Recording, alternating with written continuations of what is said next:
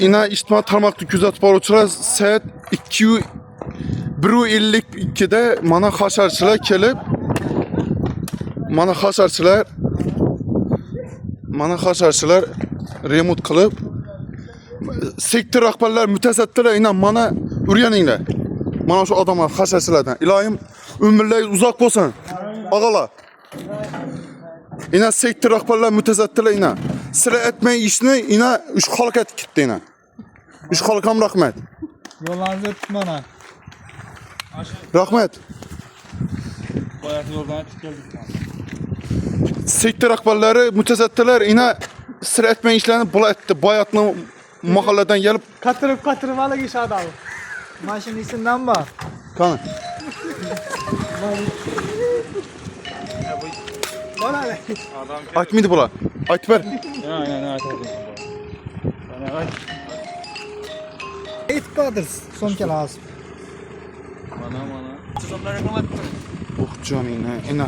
Mutasaddilar ina. O'rganinglar. Bu balla bayattan gelip bizden sentinin ahvalı ina bu duna vakti ina bayattan gelip bayat kışlaktan gelip ina bizden yollarını abat ettiler.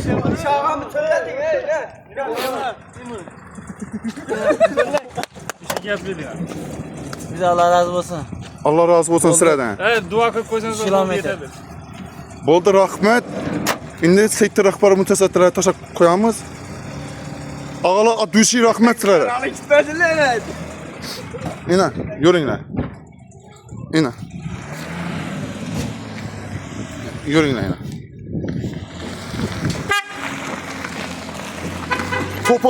Topor bolsam zötkittiler ina. Topor bolsam ina galtın hutunga topor bolsam zakon etkittiler. Yaxshi dostlar, rahmet. Adüşi hurmatdasizlar. Ina yürüyünler. Ina men taşağım üçün ina bayattan gelip, bayat qışlaqından gelip bayat qışladakilere omad, işlerinden rivoj bo'lsin. Ina ibendam azg'arin yomon ketdilar. Loy bo'lsam, tufrak bo'lsam, necha nov bilan bo'lsam yomon ketdilar. Sektor rahbarlar mutasaddilar, yani ko'ringlar, o'rganinglar. Odamda bor-ku, azg'an vijdon bo'lish kerak. Odamda azg'an bo'lsam vijdon bo'lish kerak. Final deydi. Mansab bilan tavutni hech qachon egasi bo'lmaydi.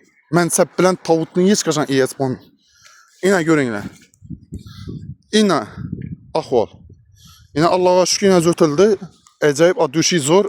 Ina ko'ringlar.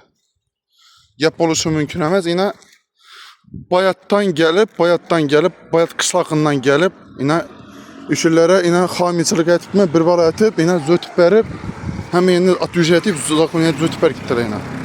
Ko'ringlar. Sektor rahbarlar mutasaddilar ina ko'ringlar. Ina